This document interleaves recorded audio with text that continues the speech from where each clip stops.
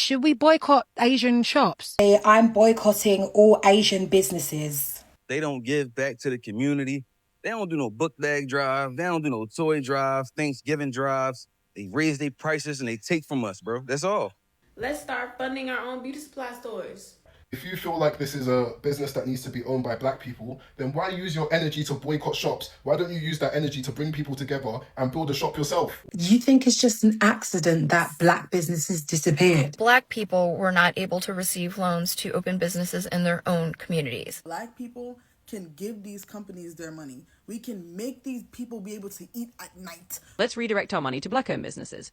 You can't boycott businesses based on the owner's skin color. That's just not how a modern, fair society works. Majority of the Asian business community is extremely exploitative and racist towards black people. Asian communities face plenty of hardship too. They dealt with racism, Islamophobia, and they often succeeded because of really hard work, long hours, and strong family networks. So to them, this isn't about privilege. It's about sacrifice and effort. And then you got Feg saying she's got double standards. Why only target Asian businesses? Why not apply the same logic to other groups? And people are really worried that this kind of rhetoric's just going to divide communities that have lived side by side for ages. A lot of Black Americans are talking about boycotting Asian-owned businesses. And their reason is simple. They feel like there is anti-blackness, like there is no respect. So the question they are asking is, why keep spending your money where you don't feel valued? But I may ask you, is boycotting really the solution? Because if you say boycott all, there are gonna be people who will get caught in that, even those who didn't do anything wrong. So now it becomes a bigger conversation, not just about money, but about respect, ownership, and the relationship between these two communities. That is what we are getting into today.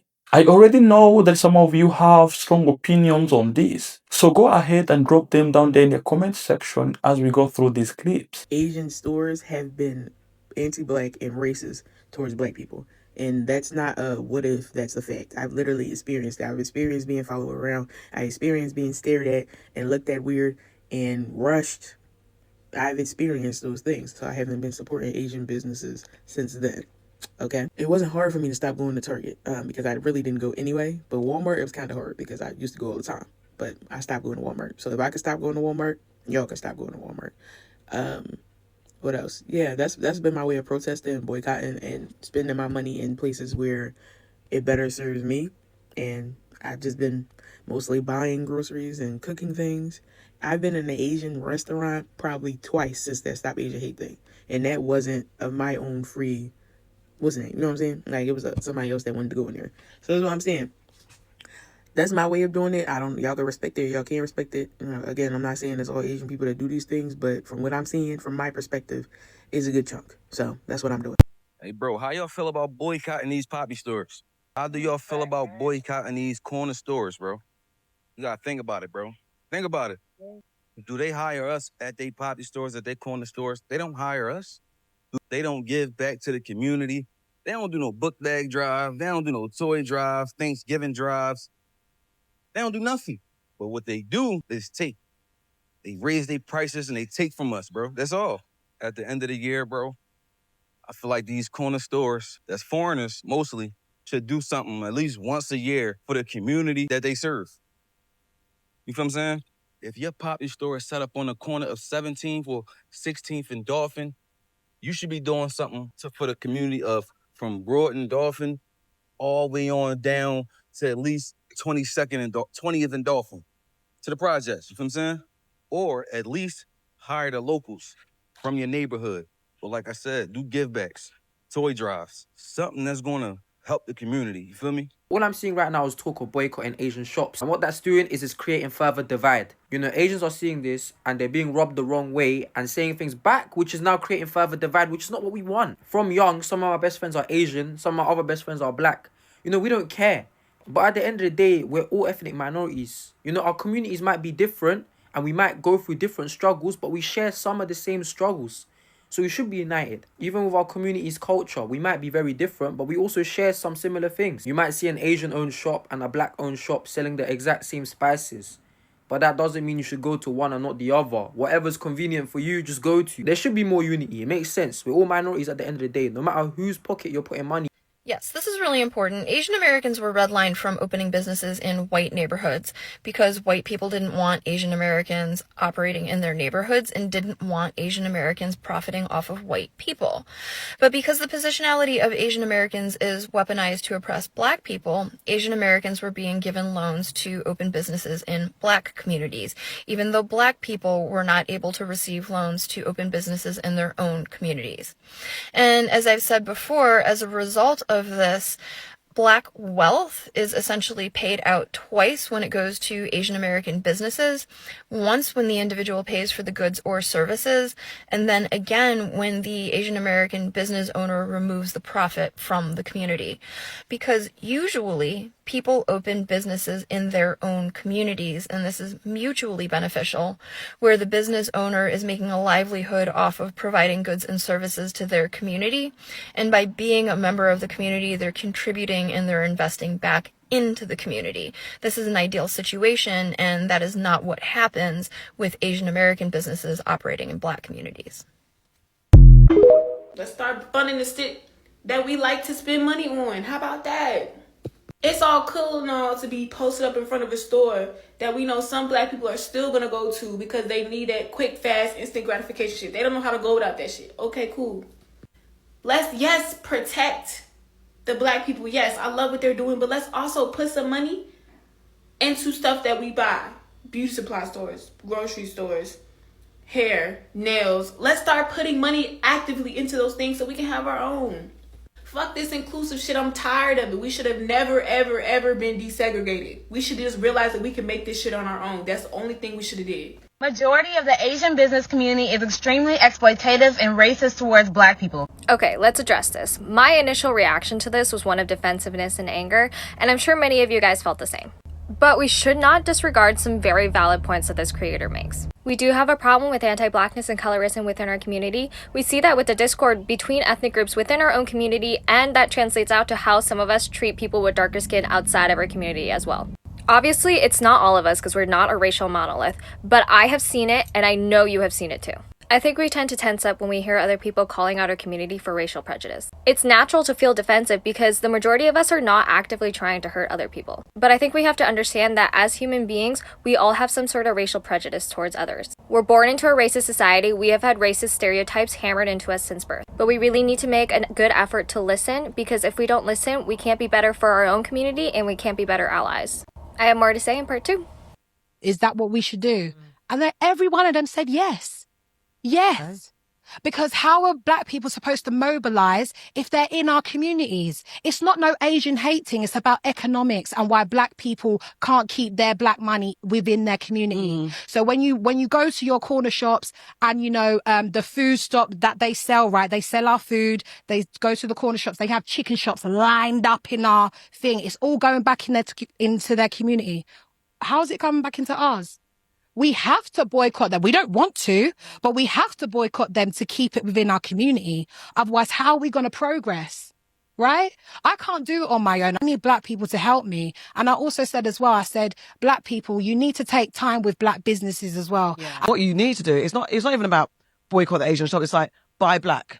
That's all your message is. No, buy black. The reason why I disagree with that, sorry to cut you. No, go on. The reason why I disagree with that is because when you say buy black, we still are about convenience until we get out of that mindset to strictly go and buy black. You have to give black people options. If I don't give them options, what they're going to do, they're going to fall back into the cycle. You have to get, and this is what I'm saying, like when I said boycott the Asian shops, it's because they're literally in every single community. As you said, give the alternatives. So you can say, the only reason I'm saying, because I think getting tied up into a culture war also isn't helpful for us. Because we just look like the aggressors or something. No.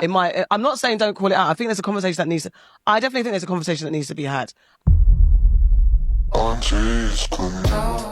As an Asian business owner, my initial feeling is one of disappointment because we're at a time where division is at its highest, and this just makes matters worse. I've always felt like the black community and the Asian community have had this unspoken affinity with each other because we've had to face similar trials and tribulations as ethnic minorities. Now let's debunk some of the myths. There was a claim that Asian communities were given leg ups or grants to set up businesses, and that's simply not true. My granddad actually came here in 1970 and bought this property, which was still trading in today. He was a really successful businessman in Kenya who ironically only moved to the UK out of fear that he might be kicked out of Kenya the same way that Idi Amin was kicking Asians out of neighbouring Uganda because of this misguided thinking that somehow Asians were suppressing opportunities for black Africans. Some people claim that Asians were second-class colonisers that were brought over to Africa to do the dirty work of the British Empire. They were actually brought over to help build the infrastructure in those countries. After some time, they spotted opportunities to create their own businesses and wealth. Naturally, a middle class of Asians was created, and this was viewed enviously by some of the indigenous Africans. But this did not mean we were colonisers. We were still very much cogs in the colonial system. Another false claim that's made is that Asian businesses keep the money in their community. I totally disagree with that. We supply black-owned restaurants, and we cater for everyone and anyone that just loves good produce. A lot of South Asian people and Asian people in general will set up shop in black communities, and they'll take our money, but they'll be following us around shops, and they will be just displaying very, very racist behavior due to white supremacist ideals. I'm so glad the conversation is happening. I'm so glad that there's a conversation about boycotting these shops until they show us respect, or just indefinitely. But on the back end of that conversation, obviously a lot of black people are once again saying that we need to start investing black pounds, black dollars in the US, because similar things happen there too. A lot of us are trying to start the conversation that we should be investing that money, our money, within our own community. And I just have something to say about it. Don't worry, I'm not saying that we shouldn't do it, because I love buying from black businesses. If there's a black business that does the same as any other business, best believe I want to buy from them first. That is, hands down, that's always what I want to do. I do believe that the black pound holds a lot of weight, and we should be investing it back into our community. So don't worry, I'm not saying. But what I am saying, and what I am begging from the black community this time, is please, can we have this conversation in earnest? Please, can we be serious about this conversation? Not about whether or not we're going to do it, because we can do it very easily, but about businesses within the black community and how they are run. Because there are plenty of black businesses that have a good business plan, that have longevity in mind, that have good business, is it acumen? I think that's how it's pronounced, but basically just very, very good business skills, who are going to go very, very far in life, right? 10 of which even got $10,000 investments from Beyonce at her concert. If you know, but there are plenty of black people who are doing amazing in business. This is not about you. But from these times, from these conversations, from these boycotts, there always pops up quite a few unregistered black businesses, unregistered businesses run by black people in general, right? Just completely unregistered, that have bad business plans, bad etiquette, bad customer service skills. They don't know how to budget properly. They don't know how to, separate profit from how they need to be paying people, how they need to be paying themselves, all that kind of stuff.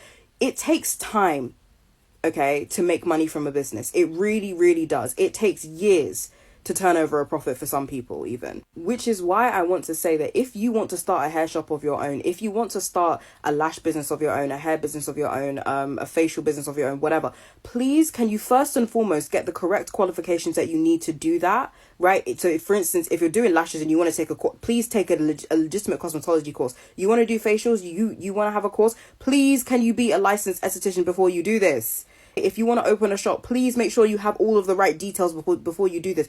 In the times of free AI, free chat GPT, they can make you a business plan. Please, if you need help about how to look for these things, there's so many tools on TikTok. People who run successful businesses, they're here telling you all of the secrets. Please do not start businesses within the black community and be playing in people's hair and lashes and their lips and their face and their physical body, and even other product like clothing and stuff. Please don't be playing in people's bodies and wardrobes just because you want to make a quick buck. Because it's so upsetting that from these conversations that are happening in earnest, and people who really want to start businesses for the black community and actually help us out as a community, it's so upsetting when I see that the ones that are actually being promoted are the disingenuous, I'm just trying to make a quick pound side hustles, when in my opinion, if you want to start a hair shop, that needs to be your full thing. That needs to be your whole gig, right? For a certain amount of time. More of you need to realize that when you start a business, this is an investment, okay? This is an investment. This is full time, okay?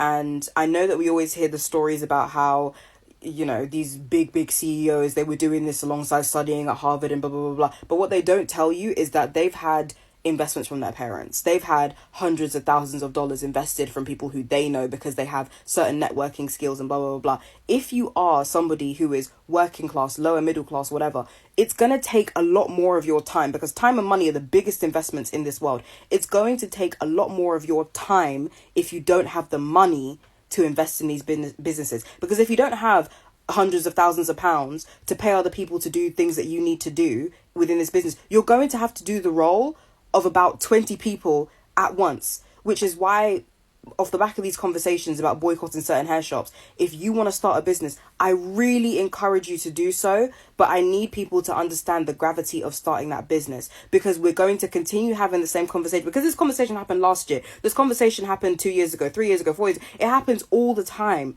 But the reason why we still aren't getting enough money into the black community, the reason why we aren't circulating the pound within the black community, is because a lot of us are not starting these businesses in earnest. A lot of us do not know how to run these businesses to a successful degree.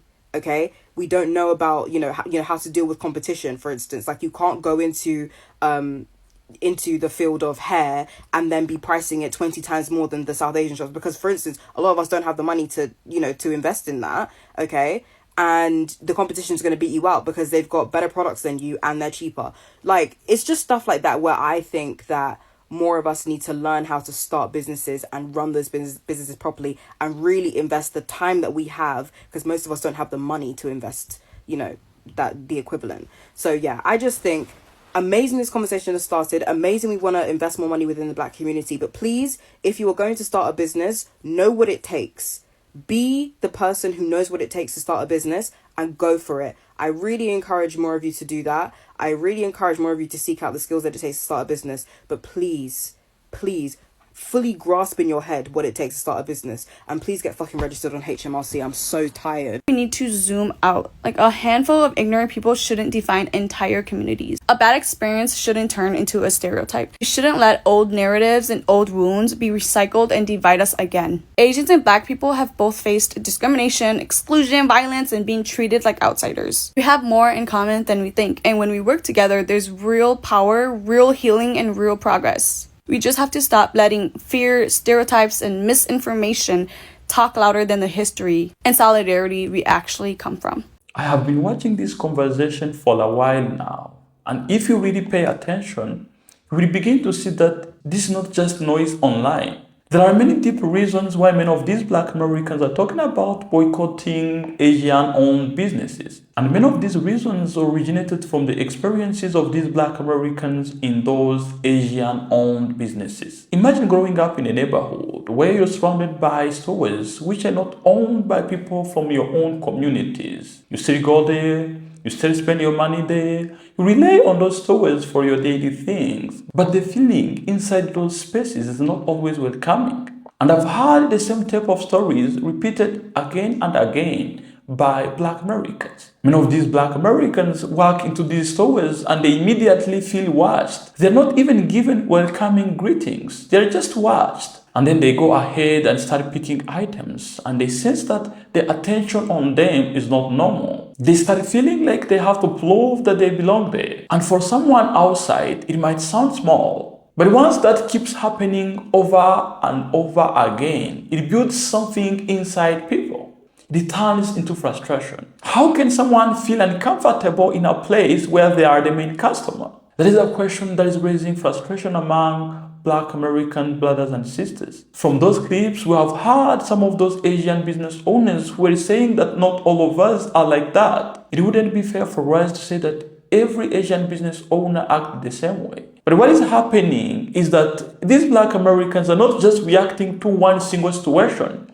They're reacting to the pattern that has been happening for many times in their life experiences. They are sensing the pattern and they are pulling back. They are now being mindful about where they spend their money instead of just wasting their money supporting those people who don't even see value in them. They would rather use that money to support black-owned businesses. Allow me to answer this question that somebody asked in the comment section of those clips. If Black Americans are the one who are spending most of the money in those Asian-owned businesses, why are they not the ones owning most of the businesses there? And that question will take us back to the history. There were a long period of time where many Black Americans were denied access to credit, access to loans, access to opportunities to build businesses. While one group was struggling to get through those barriers, another group found ways to enter into those spaces and establish businesses. What we are seeing happening in these Black neighborhoods is not random. It's the result of years of uneven access. Now we are at the point where the effects of that are visible. And many Black Americans are starting to notice that more. And that is why some voices of these Black Americans are saying, instead of talking, let's take action. For others, it looks like encouraging more Black-owned businesses to grow, because if there are no alternatives,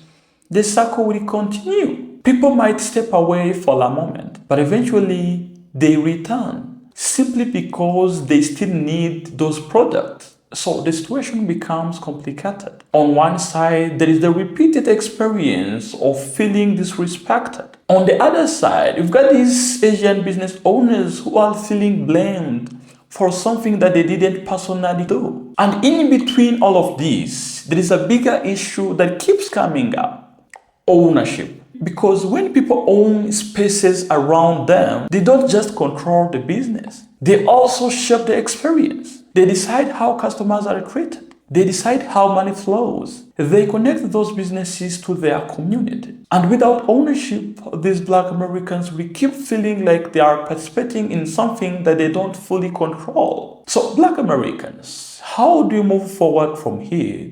All you've got to know is that you've got, first of all, to build the business mindsets among your people, because some of y'all don't even know how to run businesses. This is the reality. Yes, there are many successful Black Americans, but the average Black American in those Black neighborhoods does not even know how to run a business. And this starts from family at home.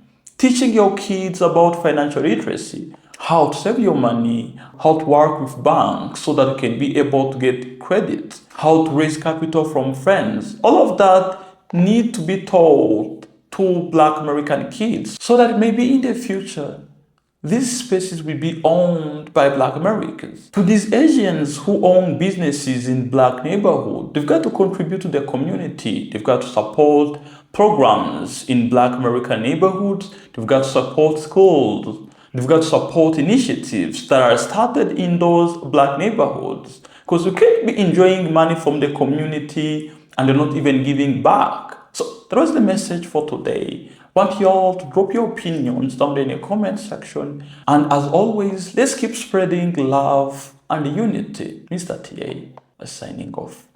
Ciao.